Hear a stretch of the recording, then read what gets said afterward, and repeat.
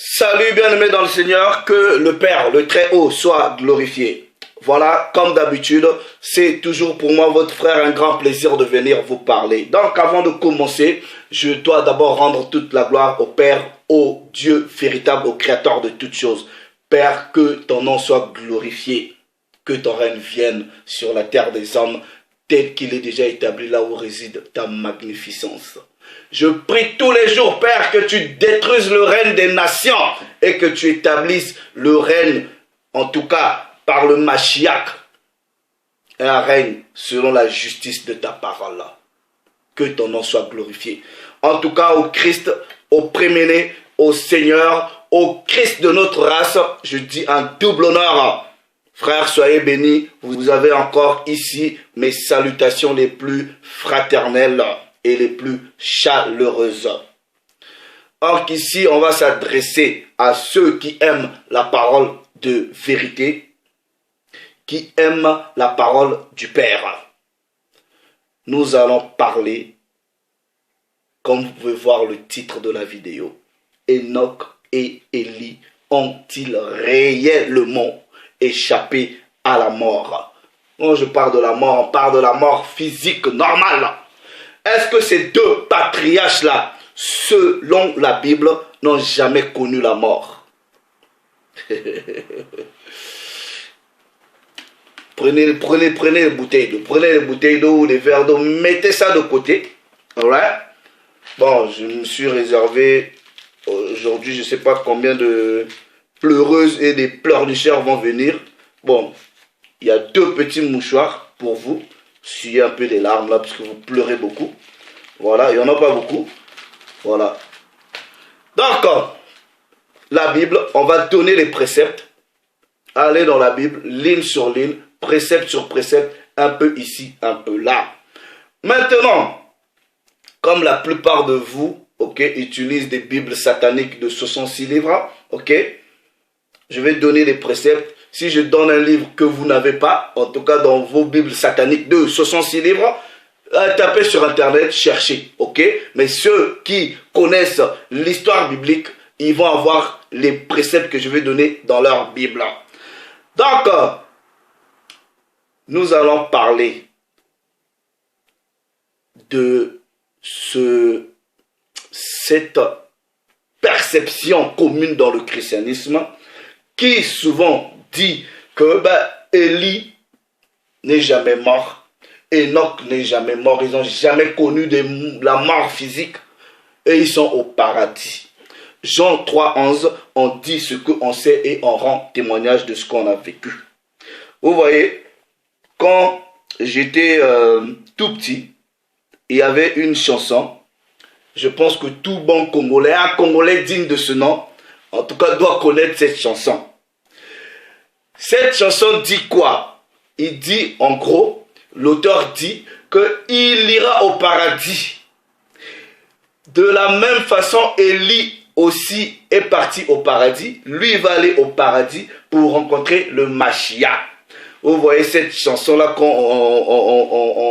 on joue ça dans les églises, vous voyez, surtout les sœurs, elles sont comme ça là, elles se tiennent là, elles font ça, donc elles montrent le ciel. Attendez, je me suis arrangé quand même à chercher, parce que je ne connaissais pas vraiment le titre de la chanson, mais elle résonnait dans ma mémoire quand j'ai voulu parler de ça. Et quand je suis parti sur internet, j'ai écouté. Maintenant, j'ai téléchargé. En tout cas, bon, les histoires de musique, là, il faut laisser les Congolais faire la musique, ok? Les autres, là, vous pouvez faire autre chose. Regardez, ok? Voilà, c'est la chanson. Je vais vous la jouer. Attendez. Voilà.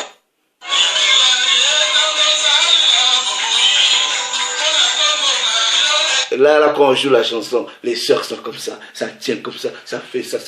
Maintenant, les frères et les tontons de l'église, ils ont toujours les pochettes, ils font ça, même le pasteur fait ça. Attendez, vous allez voir.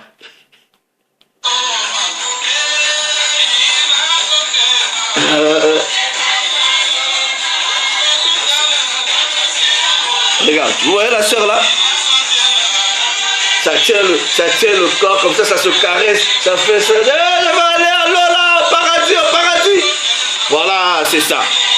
Vous voyez le tonton? C'est comme ça. Voilà. J'ai même envie de me lever pour danser. Voilà, c'est comme ça. C'est comme ça. Voilà. La chanson là, un bon Congolais doit connaître cette chanson là. Donc en gros, la chanson dit qu'ils vont aller au ciel. En tout cas, l'auteur dit qu'il va aller au ciel de la même façon. En tout cas, au paradis. De la même façon, Élie aussi, il est parti au paradis. Voilà, cette chanson, je me rappelle, ça a bercé un peu mon enfance. Maintenant, on va aller dans les Écritures pour voir. Mais quand je vous dis, frères et sœurs, que vos chansons là que vous chantez, en tout cas dans le christianisme, surtout chez mes frères congolais là, vous prenez ces chansons là, vous les scrutez, vous les analysez à la lumière des Écritures, il y aura beaucoup de bêtises que vous allez voir. C'est pour cela là, moi je les écoute pas. Bref, donc prenons nos Bibles. Nous allons aller voir dans les préceptes bibliques qu'est-ce que la Bible dit. Si la Bible dit que ces gens-là ne sont jamais morts, voilà, ben, c'est ce que la Bible va dire. Mais nous allons expliquer, aller ligne sur ligne, puisque Isaïe dit quoi? À qui veut-on enseigner? À qui veut-on donner les leçons? Est-ce à des enfants qui viennent d'être sevrés ou à ceux qui viennent de quitter la mamelle? C'est précepte sur précepte. Précepte sur précepte, ligne sur ligne, un peu ici, un peu là. Donc, on ne va pas déroger à la règle. Nous allons aller précepte sur précepte, ligne sur ligne, pour voir si Enoch et Élie n'ont jamais connu la mort. Ils ont échappé à la mort. C'est ce que les gens disent. Maintenant, dans cette réalité, frère, dites-moi, en tout cas, pour ma part, il n'y a personne par rapport à ce que je crois, qui peut rendre un témoignage plus fiable que les propos du Machia lui-même. Il n'y a personne qui peut témoigner des choses spirituelles plus que le Christ lui-même. Il dit quoi? Regardez, il dit quoi? Dans Jean, ok, premier précepte, Jean chapitre 3. Jean chapitre 3, nous allons lire le verset 13. Le Machia dit, personne n'est monté au ciel, si ce n'est celui qui en est descendu, le Fils de l'homme qui est dans le ciel. Oh. Mais vous dites que Enoch est parti dans le ciel, Élie est parti dans le ciel. Mais le Machia vous dit, personne. Le mystère c'est quoi? Il y a combien de ciel ou combien de cieux? Mais là, ce n'est pas forcément le mystère de combien de cieux. Mais le Machia vous dit, personne, si ce n'est lui-même qui est descendu, le Fils de l'homme. Pourquoi il confirme cela? Nous prenons un deuxième précepte, dans Jean chapitre 17, ok? Dans Jean chapitre 17, du verset 5. Parce qu'il doit rendre témoignage de ce qu'il sait.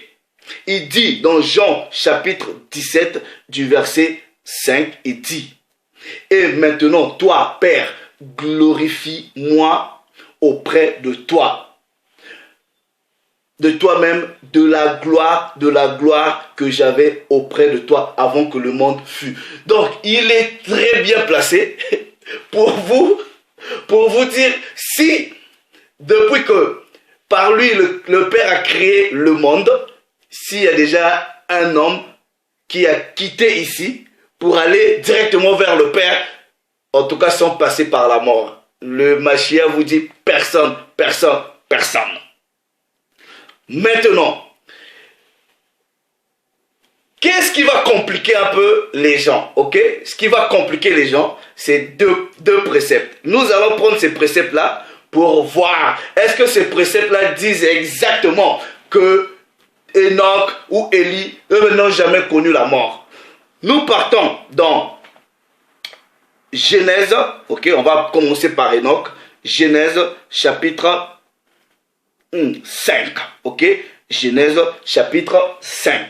Nous allons prendre le verset 24. Nous prenons le verset 24.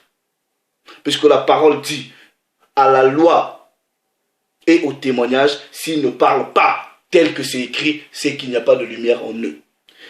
Genèse chapitre 5, verset 24. Il est écrit, je prends la version la plus commune, traduction seconde 10-19, il est écrit, Enoch marcha avec Dieu. Puis il ne fut plus, parce que Dieu le prit. Point, on s'arrête là. En tout cas, si vous prenez le précepte de Genèse, on vous dit, il ne fut plus parce que Dieu l'avait pris. Ici, là, il n'y a pas la notion même, on l'a pris, on l'a enlevé, ou je sais pas, il est parti chez Dieu. Non. Maintenant, la notion même de la mort, ok, c'est ce que Hébreu viendra vous toucher, ok? C'est ce que Hébreu viendra vous toucher. Donc nous partons dans le précepte là d'Hébreu, ok?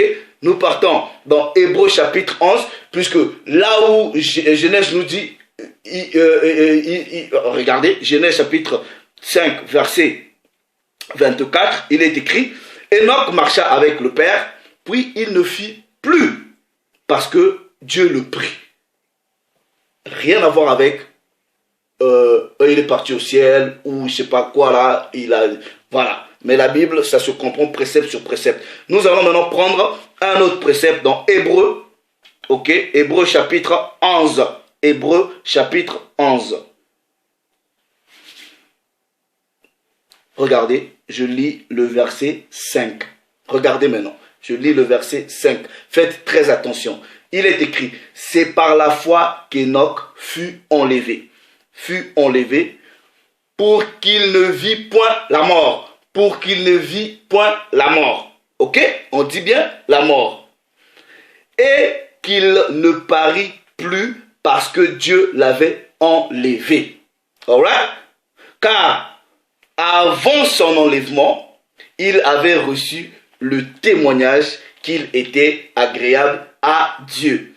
Maintenant, vous voyez, on repart bien dans le précepte, on dit, c'est par la foi qu'Enoch fut enlevé, qu'il ne vit point la mort, et qu'il ne parut plus parce que Dieu l'avait enlevé, car avant son témoignage, avant son enlèvement, il avait reçu le témoignage qu'il était agréable à Dieu. Je vais checker d'autres traductions, qu'est-ce qu'ils disent? Je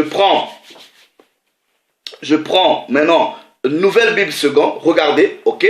Il est écrit dans la Nouvelle Bible Seconde. On vous dit, c'est par la foi Enoch fut transporté. Donc il a connu la transportation. Donc on dit il fut transporté de sorte qu'il ne vit pas la mort. On ne le trouva plus parce que Dieu l'avait transporté. Maintenant, de quelle mort il s'agissait là? Est-ce que c'était la mort naturelle, ou cette mort-là que le Père l'avait transporté pour qu'il ne vise pas cette mort? Ok, c'était une mort spéciale. On va voir à la lumière des Écritures. Ok. Maintenant, premièrement, vous devrez d'abord savoir, ok, qu'Enoch a existé. C'est l'arrière-grand-père de Noé, ok. Enoch a vu Noé naître comme ça. Et on va le prouver dans les Écritures. Mais de quelle mort s'agissait? Que Dieu avait préservé Enoch pour qu'Enoch ne voit pas cette mort-là, ou qu'il ne subisse pas cette mort-là. Ok? Donc, je vais prendre un précepte dans le livre du juste. Ok? Bon, plusieurs de ceux qui se disent chrétiens là, ils ne connaissent pas le livre du juste. Mais avant que je prenne le livre du juste, je vais placer un précepte.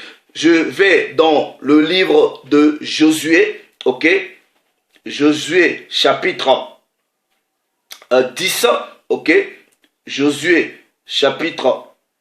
Attendez. Chapitre 10. Et du verset 13, il est écrit, le soleil s'arrêta et la lune suspendit sa cour jusqu'à ce que la nation eût tiré vengeance de ses ennemis. Cela n'est-il pas écrit dans le livre du juste? Donc le livre du juste, c'est ce qu'on appelle par le livre de Japhar. Ces choses-là, je les avais déjà expliquées. Ok, donc le livre du juste, c'est le livre de Japhar, puisque Josué ici, il parle. Et ce scénario-là, où en tout cas Josué avait fait arrêter le soleil, ça se retrouve en entier dans le livre du juste. Je prends encore un autre précepte dans 2 Samuel, chapitre 1er, ok, du verset 18, il est écrit. Ok, je prends à partir du verset 17. Voici le cantique funèbre de David, que David composa sur Saül et sur Jonathan son fils, et qu'il ordonna d'enseigner aux enfants de Juda. C'est le cantique de l'arc. Il est écrit dans le livre du juste. Donc, le livre du juste, c'est le livre de Japhar. Nous partons maintenant dans le livre du juste ou dans le livre de Japhar, au chapitre 4, ok, livre du juste ou livre de Japhar, nous prenons le chapitre 4, ok, du premier verset, chapitre 4 du premier verset, ok, jusqu'au verset 2. Attendez, il est écrit, ok, il est écrit, or, tous les jours qu'Enoch avait vécu sur la terre étaient de 365 ans, ok? Et lorsqu'Enoch monta au ciel, tous les rois de la terre se levèrent et prirent Mathusala, qui est son fils, ok? Prirent Mathusala et le messièrent, et ils le firent régner sur eux à la place de son père. Donc, quand Enoch est parti, ok, au ciel, ok, selon les Écritures, alright, on a pris Mathusala, son fils. Et Mathusala, qui est le fils d'Enoch, avait pour fils Lamech. Et Lamech, c'est le père de Noé. Maintenant, pour vous prouver que, premièrement, Enoch existait quand Noé était né, nous partons dans le livre d'Enoch, au chapitre 105, où ça dépend si vous avez la version courte ou la version longue. Dans d'autres versions, c'est le chapitre 106. Mais je vais prendre le chapitre 105. Il est écrit: après quelque temps, Mathusala, mon fils, donna une femme à son fils Lamech. Ok, celui-ci devenu enceinte, mit au monde un enfant dont la chair était blanche comme la neige et rouge comme une rose. J'avais déjà expliqué que Noé était un albinos, ok? Dont les cheveux étaient blancs et lents comme de la laine et les yeux de toute beauté. À peine qu'il les eut-il ouverts, qu'il inonda de lumière toute la maison comme de l'éclat du soleil. Et à peine fut-il reçu des mains des sages-femmes qu'il ouvrit la bouche en racontant les merveilles du Seigneur, de la même façon que le Christ. Et voilà, maintenant regardez, ok. Alors Lamech, son père, plein d'étonnement, alla trouver Mathusala. Il est parti trouver Mathusala parce qu'il voit un enfant qui a un teint bizarre par rapport à tous les noirs qui existaient à l'époque. Noé était albinos. Donc Lamech s'est dit, oh ben non, attends, comment nous tous on est noirs comme ça, cet enfant-là sort un peu bizarre. Certainement, c'est peut-être un enfant des anges. Quand vous lisez Genèse chapitre 5, on vous dit quoi? Voilà, vous comprenez qu'il y avait déjà corruption, des choses comme ça. Bref, c'est pas ça le sujet. Maintenant, Lamech ici va aller voir son père Mathusala. On dit, alors Lamech, son père, plein d'étonnement, allait trouver Mathusala et lui annonça qu'il avait un fils qui ne ressemblait pas aux autres enfants parce qu'il était albinos, ok?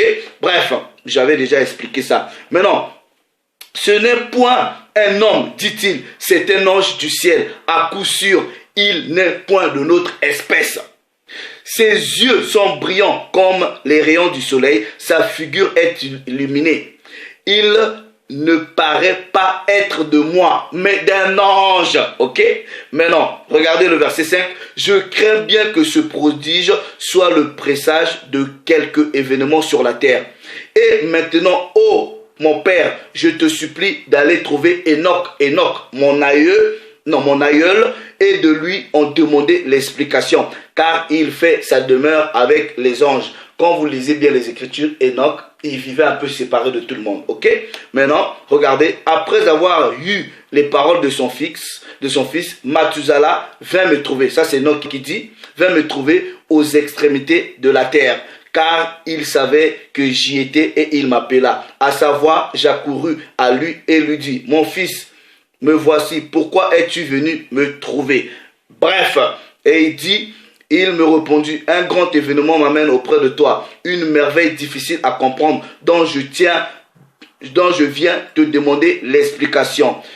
Écoute donc, ô mon père, et sache que mon fils Lamech vient d'avoir un fils qui ne lui ressemble nullement et qui ne paraît pas être à la race des hommes. Ok? Bref, donc la parole vous prouve déjà que Enoch a bien vu la naissance de Noé. Maintenant, après même avoir vu la naissance de Noé, ok, Enoch avait déjà prophétisé le déluge. Si vous lisez le livre d'Enoch, il avait déjà prophétisé le déluge. Ok, bref, je peux prendre quelques préceptes pour vous.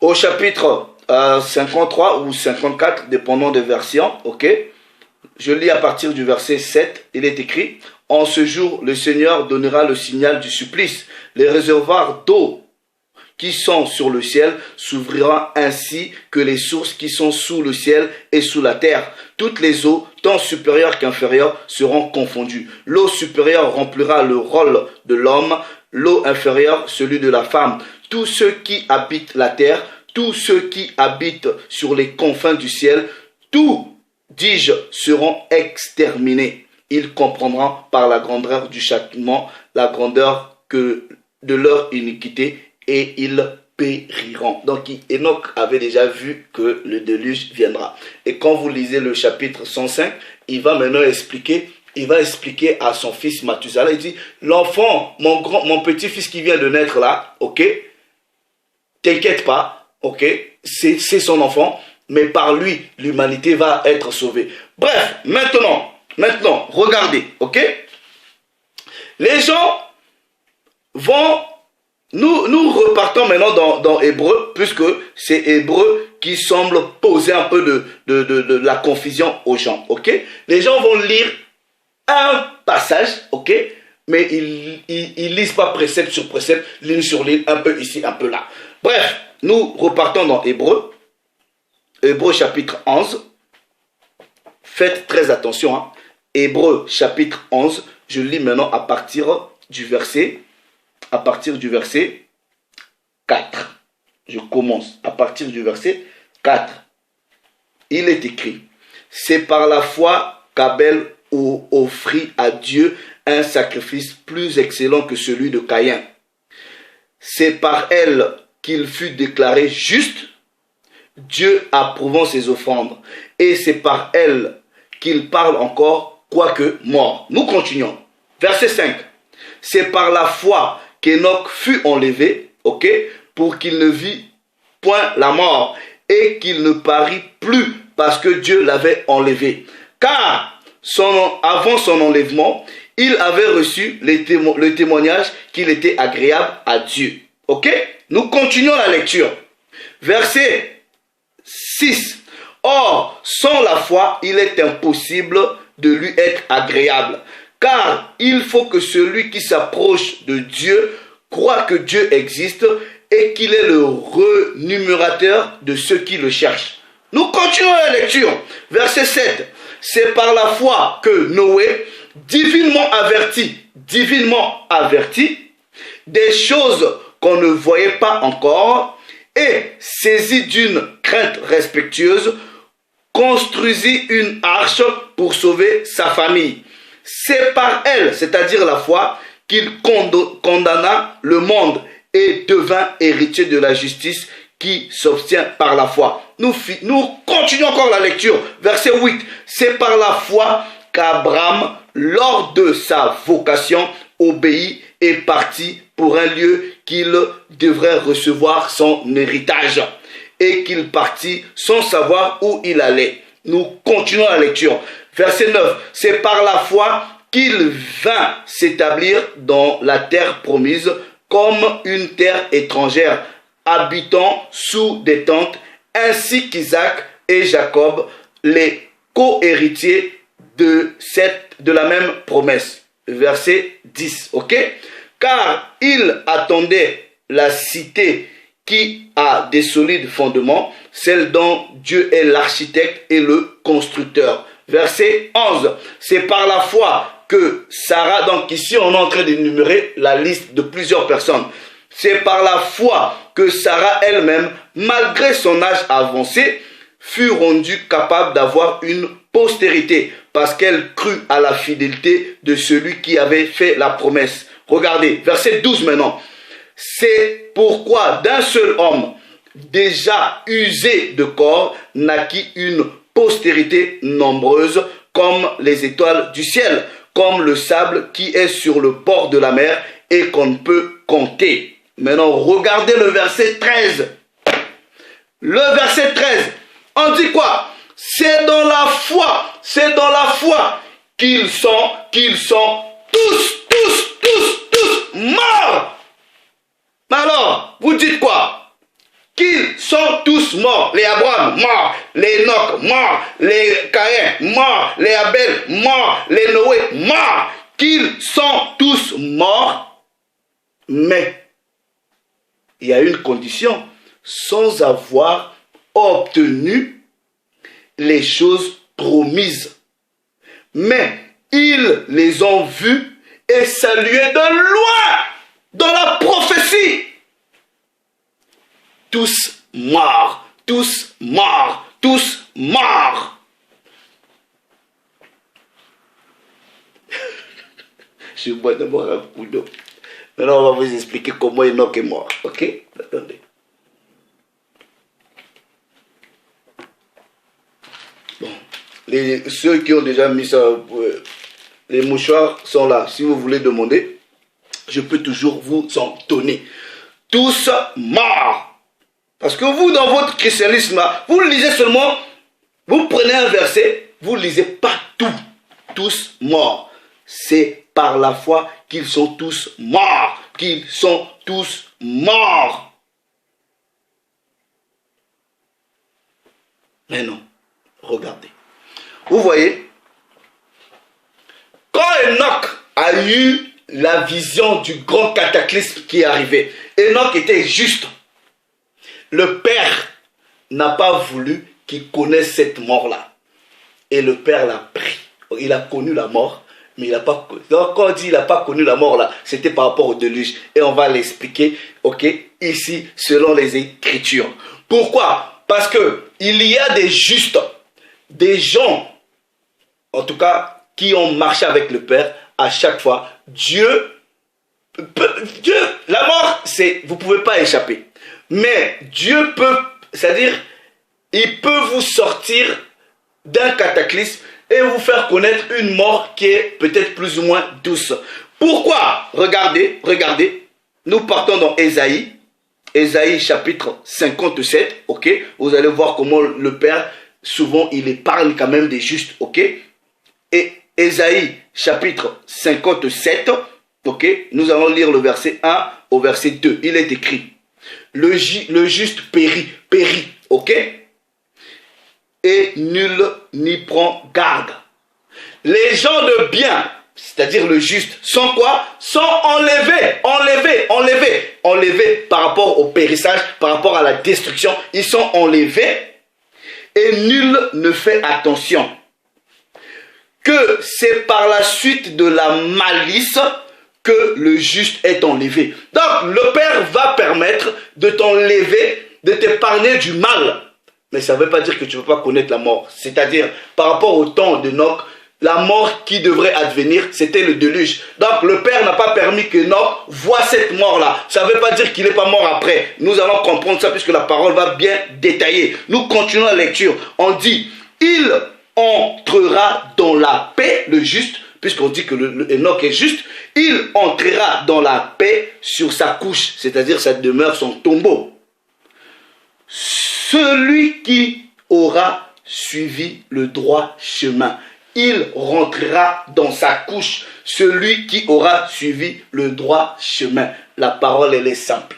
Enoch, c'était injuste. Le Père l'a enlevé, ok, transporté, pour qu'il ne connaisse pas ces choses-là. Il lui a donné la mort, une mort douce. On va prendre un autre précepte qui va encore l'éclaircir.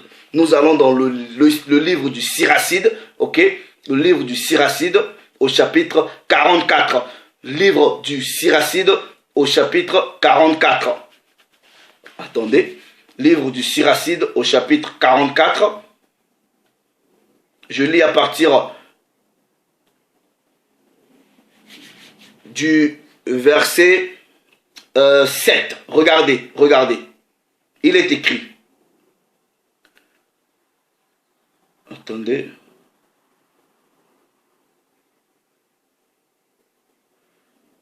Livre du Siracide, oui, au chapitre 44. Je lis seulement, je commence à partir du verset 7, ok? Regardez. Tous ont été la gloire de leur temps, en parlant des patriarches. Il en est parmi eux qui ont laissé un nom, pour qu'on puisse raconter leurs louanges, ok? Il en est dont il n'y a plus de souvenirs, ils ont péri comme s'ils n'avaient jamais existé. Ils sont devenus comme s'ils n'étaient jamais nés. Et de même, leurs enfants après eux. Livre du Siracide, chapitre 44, vous pouvez commencer à partir du verset 1er, mais j'ai pris à partir du verset 7. Maintenant, regardez, le verset 10 dit quoi? Les premiers étaient des hommes pieux, dont les vertus n'ont pas été oubliées. Le bonheur reste attaché à leur race et un héritage est assuré à leurs enfants. Verset 12. Leur race se maintient fidèle aux alliances et leurs enfants à cause d'eux. Verset 13. Leur race demeure éternellement et leur gloire ne sera jamais effacée.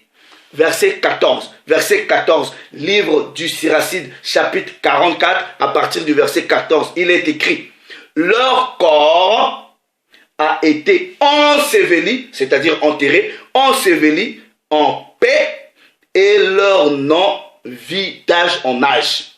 On connaît le nom de Enoch, on connaît Abraham, on connaît. Regardez, nous continuons la lecture. Les peuples célèbrent leur sagesse, et l'assemblée publie leur louange. Verset 16. Ok? Enoch fut agréable au Seigneur et il a été transporté. Exemple de pénitence pour les générations. Mais on vous dit le juste quoi? Ils sont ensevelis en paix. Enoch a été transporté, c'est-à-dire partant de là, le Père a mis quelque part, mais il a néanmoins connu une mort en paix. Comme Ésaïe dit dans Ésaïe chapitre 57 du verset 1 à 2. Nous prenons encore un autre précepte, ok, dans le livre de la sagesse au chapitre 4, ok, livre de la sagesse au chapitre 4. Nous allons voir ce que le livre dit, ok. Nous lisons à partir du verset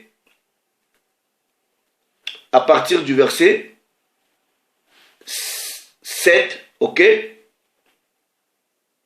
Il est écrit, mais le juste, lors même qu'il meurt avant l'âge, regardez bien, avant l'âge, trouve le repos, le juste. Une vieillesse honorable n'est pas celle que donne une longue vie, ni celle qui se mesure au nombre des années. Mais la prudence tient lieu pour l'homme des cheveux blancs, et l'âge de la vieillesse, c'est une vie sans tache. Étant agréable à Dieu, il était aimé de lui. Et comme il vivait parmi les pécheurs, il a été transféré. Verset 11. Il a été enlevé de peur que la malice n'altéra son intelligence et que la ruse pervertit son âme. Donc la parole vous dit que et ça c'était le cas d'Enoch, quand vous êtes juste, le Père peut vous faire peut-être connaître une mort plus douce, plus honorable qu'une calamité. Et quand on a pris le précepte dans Siracide chapitre 44, on vous a dit, le juste est enseveli. On a cité les noms d'Enoch, on a cité les noms de Noé dedans. C'est aussi simple. Et Hébreux, au chapitre 11, du verset 13, on vous dit, ils sont tous morts. Ils sont tous morts. Maintenant, il y en a encore qui seront tentés, ok, de dire, Élie, comme les Congolais, ils chantent, vos pasteurs, ils ont des mouchoirs qui font ça, ils balancent comme ça. On va voir si la parole dit, ok, qu'Élie est parti, il n'est jamais mort. Maintenant, regardez. Avant même que je parle d'Élie, ok, on va vous donner encore un autre précepte pour vous prouver que, vous voyez, le Père sait faire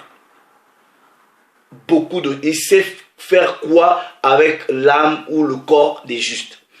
Regardez ceci, ok? Regardez. Je vais prendre même le cas de Moïse. Dans Deutéronome, ok? Deutéronome chapitre 34. Regardez, ok? Deutéronome chapitre 34. Je lis à partir du verset 1er. Il est écrit, Moïse monta des plaines de Moab sur le mont Nebo, au pays de Pisga, vis-à-vis de Jéricho. Et l'Éternel lui fit voir tout le pays, Galad jusqu'à Dan, tout Nephtali, le pays d'Éphraïm et de Manassé, tout le pays de Juda jusqu'à la mer occidentale, le midi, les environs du Jourdain, la vallée de Jéricho, la ville des palmiers jusqu'à Tsoar. Regardez bien, ok? Regardez. Verset 4, ok? L'Éternel lui dit, c'est là le pays que j'ai juré de donner à Abraham, à Isaac et à Jacob en disant, je le donnerai à ta postérité et je te l'ai fait voir de tes yeux, mais tu n'y rentreras point. Maintenant, regardez le verset 5. Moïse, serviteur de l'Éternel, mourut là, dans le pays de Moab, selon l'ordre de l'Éternel. Verset 6. Et l'Éternel l'enterra dans la vallée du pays de Moab, vis-à-vis de Beth-péor.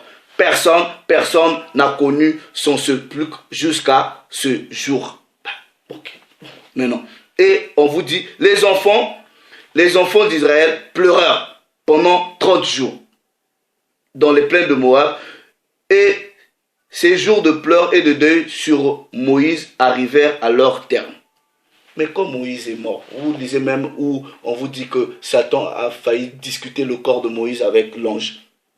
Mais le Père lui a fait connaître une mort et il a enterré quelque part que personne ne sait, en tout cas selon les Écritures jusqu'à aujourd'hui.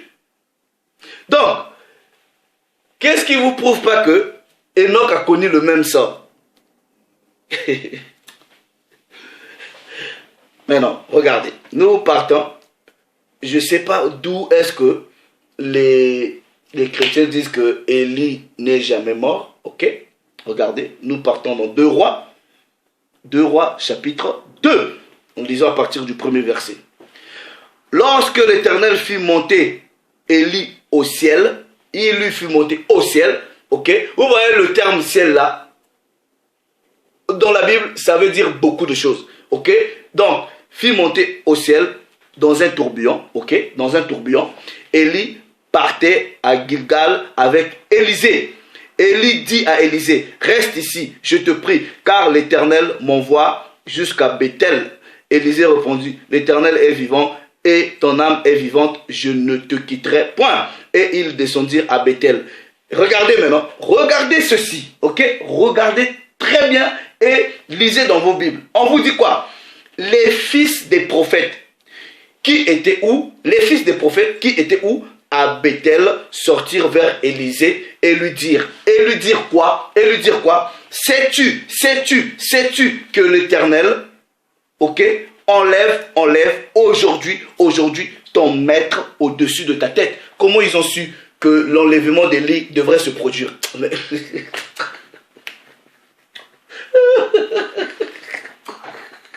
Bref, nous continuons la lecture.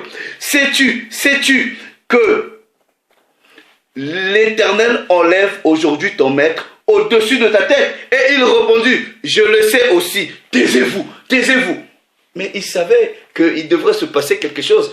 Regardez, ce que vous oubliez, quand vous lisez toute la parole, les vrais patriarches connaissaient quand ils allaient mourir. C'est pour cela, vous allez remarquer, à chaque fois, avant de partir, ils vont rassembler leurs enfants et leur donner des instructions. Ils savent quand ils vont quitter cette réalité. Ici, Élie avait déjà dit à Élisée, regarde, moi, c'est fini, j'ai accompli ma mission, je vais partir. Mais il y avait une raison qu'Élie ne veut pas connaître une mort comme ça. Il y avait une raison, parce qu'il était tellement puissant. Regardez, la même chose que Moïse. Regardez. Et Élie lui dit, reste ici, je te prie, car l'Éternel m'envoie à Jéricho. Et il répondit, l'Éternel est vivant et ton âme est vivante, je ne te quitterai point. Ils arrivèrent à Jéricho. Les fils des prophètes qui étaient à Jéricho s'approchèrent d'Élisée et lui dirent, sais-tu que l'Éternel enlève aujourd'hui ton maître au-dessus de ta tête? Et il répondit, je le sais, et taisez-vous. Élie lui dit, reste ici, je te prie, car l'Éternel m'envoie au Jourdain. Et il répondit, l'Éternel est vivant et ton âme est vivante, je ne te quitterai point. Ils poursuivirent tous deux leur chemin. 50 hommes d'entre les fils des prophètes arrivèrent et s'arrêtèrent à distance vis-à-vis. Et eux deux s'arrêtèrent au bord du Jourdain. Verset 8. Alors Élie prit son manteau, le roula et en frappa les eaux, qui se partagèrent ça et là, et ils passèrent tous deux à sec. Lorsqu'ils eurent passé, Élie dit à Élisée, demande ce que tu veux que je fasse pour toi, avant que je sois enlevé d'avec toi. Élisée répondit, qu'il y ait sur moi, je te prie, une double portion de ton esprit. Élie dit, tu demandes une chose difficile, mais si tu me vois pendant que je serai enlevé, ok, d'avec toi, cela t'arrivera ainsi. Sinon, cela ne t'arrivera point.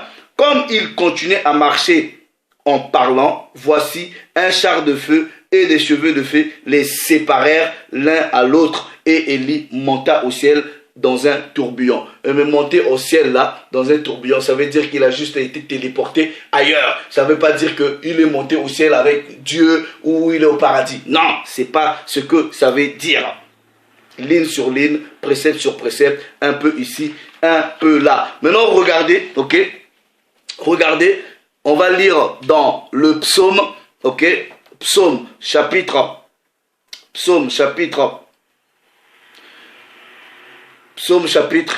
89, ok, on va prendre le verset 48, regardez. Y a-t-il un homme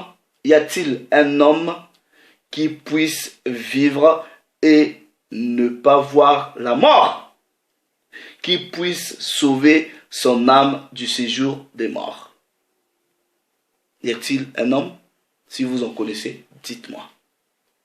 Le Mashiach dit, personne n'est monté au ciel, si ce n'est lui qui en est descendu. Ces gens-là ont connu des morts, mais ils n'ont pas connu des morts comme tels, dans le sens, eux, ils étaient là, ils souffraient, ils sont morts. Non, non. On a lu les préceptes. Est-ce que vous comprenez? Vous voyez? Maintenant, ce que vous allez remarquer, même quand vous lisez l'histoire d'Élie là, jamais les fils de prophètes ont dit, il sera enlevé aujourd'hui, il va aller vivre chez Dieu. Et il n'y avait pas cette notion-là que les gens pouvaient quitter cette réalité, aller chez Dieu, soi-disant au paradis. Mais attendez, regardez, regardez. Nous repartons un peu dans Genèse, ok? Genèse chapitre, ok? Genèse chapitre 5 du verset 24. Il est écrit, Enoch marcha avec Dieu, puis il ne fut plus. Il ne fut plus là, ça veut dire qu'il est mort, ok? Il ne fut plus là, ça veut dire qu'il est mort parce que Dieu l'a pris.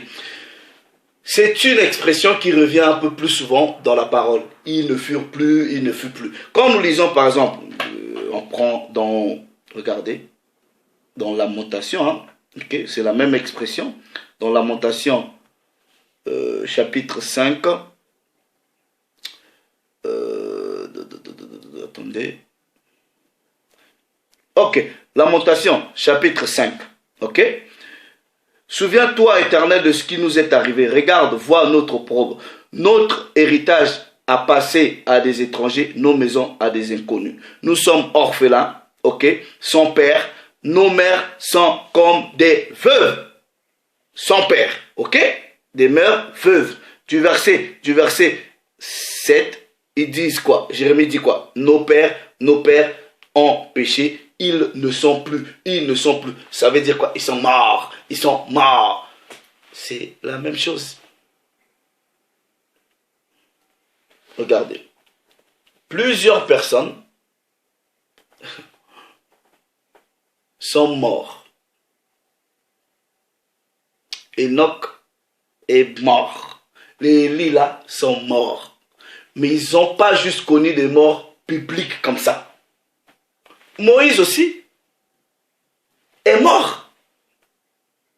Donc, vous voyez, quand le Père a fait voir Moïse ces pays-là, il était avec qui? Donc, certainement, il avait donné des instructions en disant, mais tel que je suis en train de partir comme ça, c'est fini, je ne reviendrai plus. Pareil, pareil. Donc, il y a certains des patriarches qui ont connu des morts non publiques. Voilà. C'est que le Père qui a deal avec eux, qui a terminé avec eux, et personne d'autre n'a vu. Mais ça ne veut pas dire, en tout cas, il les a pris pour les garder avec lui, ou je sais pas. Non, non, non. Non. Et vous voyez, quand on dit il fut enlevé, transporté au ciel, il y a plusieurs cieux, on va dire ça comme ça. Il y en a plusieurs, il y en a plusieurs, il y en a plusieurs. Donc, Élie là qui est parti dans un tourbillon, oui, il monte. Ben, il monte, il est transporté ailleurs. Mais nulle part, vous avez vu un truc où on dit, ouais, ben, il ne connaît plus la mort, il est avec Dieu. Non, non, non, non, non, non, non. Non. Toute personne ici va passer le jugement, va passer par le jugement. Il n'y a personne qui est au paradis, il n'y a personne qui est soi-disant en enfer. Il n'y a personne. Il n'y a que le Mashiach qui est avec le Père. Mais certains patriarches n'ont pas connu des morts publiques. Parce que ces gens-là, ils avaient tellement des puissances énormes, non, qu'ils ne pouvaient pas connaître. Attends. Donc en gros, vous voulez faire quoi que Enoch aussi, plus il est éternel, il n'a pas connu la mort jusqu'à aujourd'hui, jusqu'à des milliers d'années. Donc Enoch aussi est éternel. Élie, éternel. Expliquez-moi. Vous voyez là, ça pose un problème. Quand nous prenons par exemple dans Romains, attendez, on va lire dans Romains chapitre 5. Regardez. Romains chapitre 5. Il est écrit, à partir du verset 10, car si, lorsque nous étions ennemis, nous avons été réconciliés avec Dieu par la mort de son Fils, à plus forte raison, étant réconciliés, serons-nous sauvés par sa vie. Et non seulement cela, mais encore nous nous glorifions en Dieu par notre Seigneur le Mashiach, par qui maintenant nous avons obtenu la réconciliation. C'est pourquoi, par un seul homme, le péché est entré dans le monde, et par le péché, la mort. Et par le péché, la mort. Et qu'ainsi la mort s'est étendue sur tous les hommes, parce que tous ont péché. Tous les hommes, on va dire, oh, quelques-uns, tous les hommes. Même le Mashiach lui-même a connu la mort. Le Christ est mort ou pas? Il a connu la mort. Mais il s'en est sorti pour repartir où il était. C'est pour cela qu'il dit, Père, glorifie-moi de la gloire que j'avais quand j'étais auprès de toi. Donc, le Christ, puisque vous avez été édifié par l'enseignement des apôtres et des prophètes, le Christ étant la pierre angulaire. Si lui-même il a connu la mort, et il est sorti de la mort, et ressuscité de la même façon, quand vous lisez Hébreux chapitre 11, les Enoch, ils ont vu la promesse que quand il y aura le jugement, ils vont avoir la vie éternelle. Mais pour l'instant, vous devrez passer par la réalité des choses. Tous ces gens-là attendent. Ils attendent.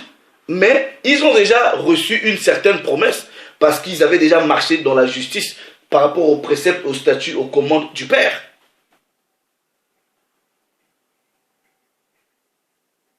Exactement. Donc, d'où est-ce que vous sortez cette idée-là de je sais pas,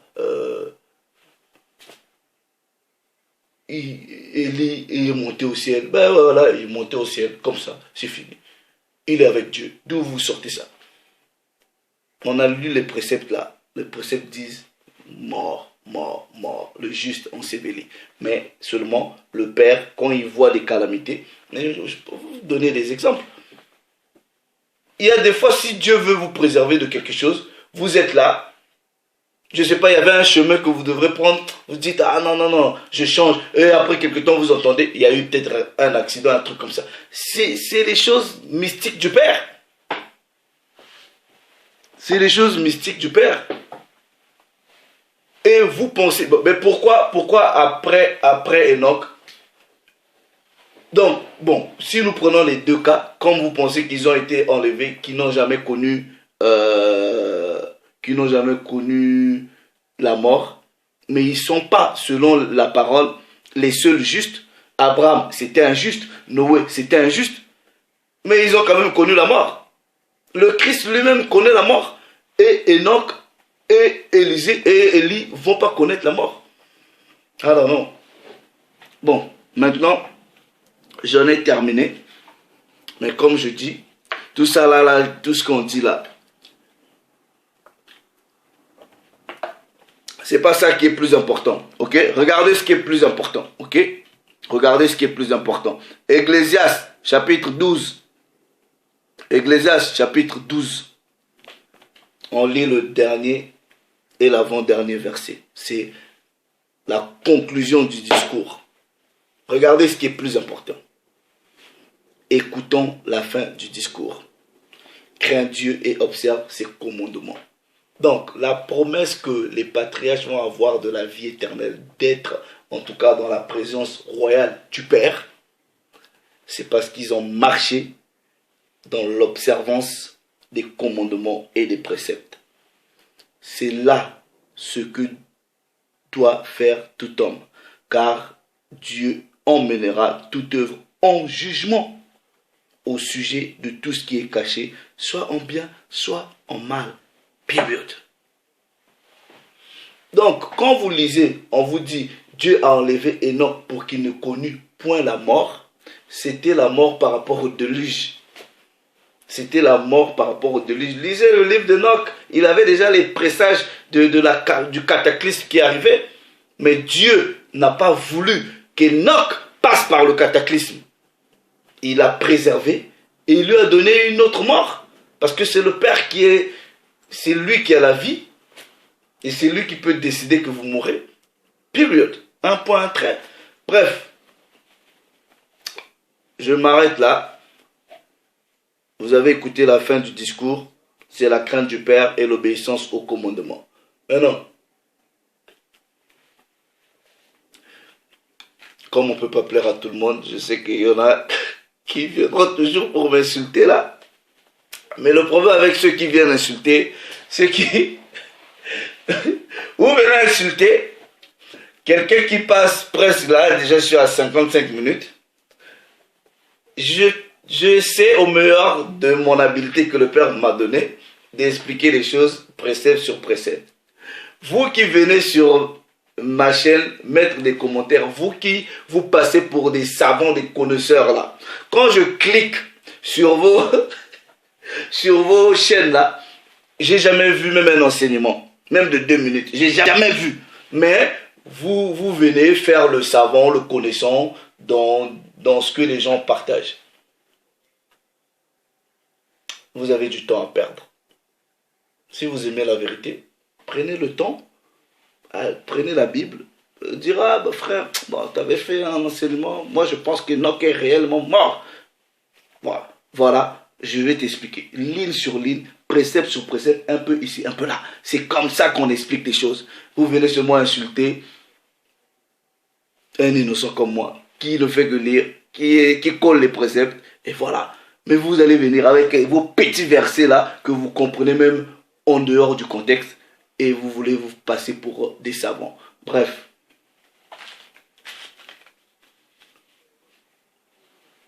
Ça c'est pour vous. Bon, je m'arrête là les amis, ok? Je vais finir un peu en beauté avec la chanson là des Congolais. Bon, j'aime aller au paradis. Voilà. Ouais, dans les églises, surtout les Congolais, des Noirs là, s'il n'y a pas de musique là, les gens vont pas venir. Ils aiment la musique là-bas.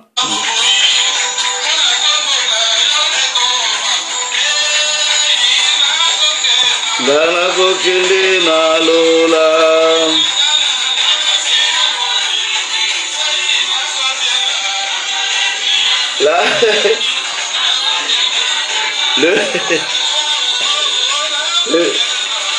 là, le pasteur maintenant, des fois, il y en a maintenant, il commence à...